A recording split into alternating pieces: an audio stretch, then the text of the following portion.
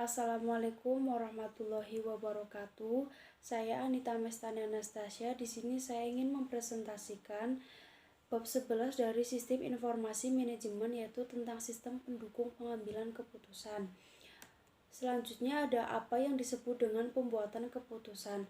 Proses pembuatan keputusan dan pemecahan masalah dapat ditunjukkan dari perbedaannya, yaitu dengan memberikan daftar langkah pemecahan masalah, memberikan dua kerangka berpikir yang berguna dalam pemecahan masalah, dan memberikan pendekatan sistem sebagai dasar untuk memecahkan berbagai jenis masalah. Selanjutnya ada fase pemecahan masalah, terdiri dari aktivitas intelijen, aktivitas perencanaan, aktivitas pemilihan, dan aktivitas pengkajian. Selanjutnya ada kerangka berpikir pemecahan masalah. Kerangka berpikir yang berguna dalam pemecahan masalah adalah model sistem umum perusahaan dan model 8 elemen lingkungan. Hal ini diidentifikasi melalui elemen-elemen penting yang harus ada. Selanjutnya ada pendekatan sistem. Pendekatan ini menunjukkan model sistem umum disarankan untuk digunakan dalam memandang perusahaan sebagai suatu sistem, dan model lingkungan yang digunakan untuk mengenali sistem lingkungan perusahaan. Selanjutnya ada pentingnya cara pandang sistem. Manfaat yang pertama ada mencegah manajer agar tidak bingung karena kompleksitas struktur organisasi dan detail pekerjaan. Yang kedua, menekankan pentingnya memiliki tujuan yang baik. Yang ketiga, menekankan semua bagian organisasi untuk bekerja sama. Yang keempat, mengangkat hubungan antar organisasi dengan lingkungannya. Yang kelima, ada menempatkan nilai tinggi pada informasi yang didapatkan dari input yang hanya dapat dicapai melalui sistem perputaran tertutup. Selanjutnya ada membangun konsep. Elemen pemecahan masalah adalah situasi yang diinginkan dan apa yang harus dicapai. Kendala ada dua. Yang pertama ada kendala internal dan kendala lingkungan. Kendala internal berupa yang mengambil bentuk sumber daya yang terbatas yang ada dalam perusahaan. Kendala lingkungan berupa tekanan dari berbagai elemen lingkungan yang membatasi aliran sumber daya perusahaan. Yang selanjutnya ada memilih solusi terbaik. Menurut Henry Misberg ada 3. Yang pertama analisis, yang kedua penghakiman, dan yang ketiga ada penawaran. Selanjutnya ada permasalahan versus gejala. Gejala adalah suatu kondisi yang dihasilkan oleh masalah. Masalah terstruktur terdiri dari unsur dan hubungan antara unsur-unsur yang semuanya dipahami oleh pemecahan masalah. Sedangkan masalah tidak terstruktur adalah masalah yang tidak mengandung unsur atau hubungan antara unsur-unsur yang dipahami oleh pemecahan masalah. Selanjutnya ada masalah semi terstruktur, adalah masalah yang terdiri atas beberapa elemen atau hubungan yang dapat dipahami. Selanjutnya ada jenis-jenis keputusan.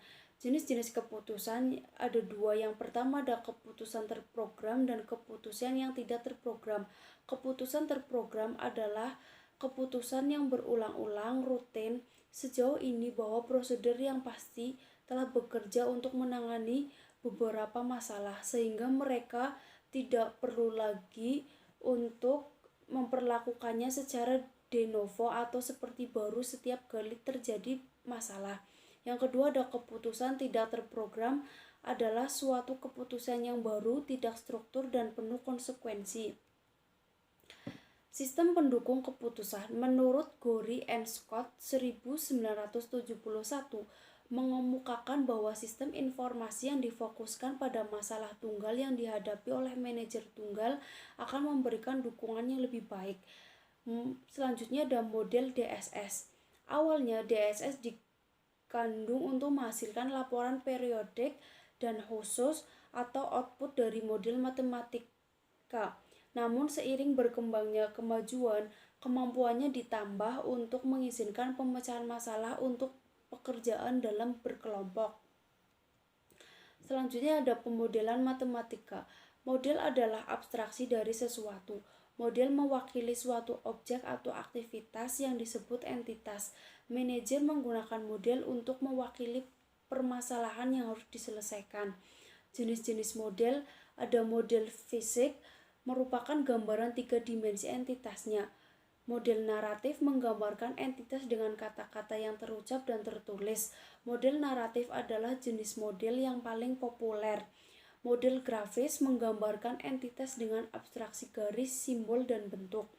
Yang keempat ada model matematis. Kebanyakan model matematika yang digunakan manajer bisnis sama kompleksnya dengan yang digunakan untuk menghitung economics order quantity. Selanjutnya ada kelebihan dan kekurangan permodelan. Kelebihannya ada proses pemodelan adalah pengalaman belajar, kecepatan proses simulasi memungkinkan pertimbangan jumlah yang lebih besar dari alternatif. Model menyediakan daya prediksi, modelnya lebih murah daripada metode trial and error. Sedangkan kekurangannya ada kesulitan pemodelan sistem bisnis akan menghasilkan model yang tidak menangkap semua pengaruh kepada entitas bisnis tersebut. Sebuah tingkat tinggi keterampilan matematika diperlukan untuk menginterpretasikan output dari model yang kompleks. Selanjutnya ada kecerdasan buatan. Kecerdasan buatan atau AL adalah kegiatan penyediaan mesin seperti komputer dengan kemampuan untuk menampilkan perilaku yang akan dianggap cerdas jika diamati oleh manusia. AL diterapkan dalam bisnis dalam sistem bisnis pengetahuan. Jenis yang paling populer dari sistem berbasis komputer adalah Pakar, yang merupakan program komputer yang mencoba mewakili pengetahuan manusia dalam bentuk heuristik. Selanjutnya ada kelompok sistem pendukung keputusan. Kelompok sistem pendukung keputusan atau GDSS adalah suatu sistem berbasis komputer yang mendukung kelompok-kelompok orang yang terlibat dalam suatu tugas umum atau tujuan tertentu yang menyediakan antarmuka lingkungan bersama. Sistem pendukung kelompok atau GSS terdiri dari kerjasama berbantuan komputer CSCW, dukungan kerja kolaboratif terkomputerisasi, dan sistem pertemuan elektronik. Sekian dari saya, kurang lebihnya mohon maaf. Wassalamualaikum warahmatullahi wabarakatuh.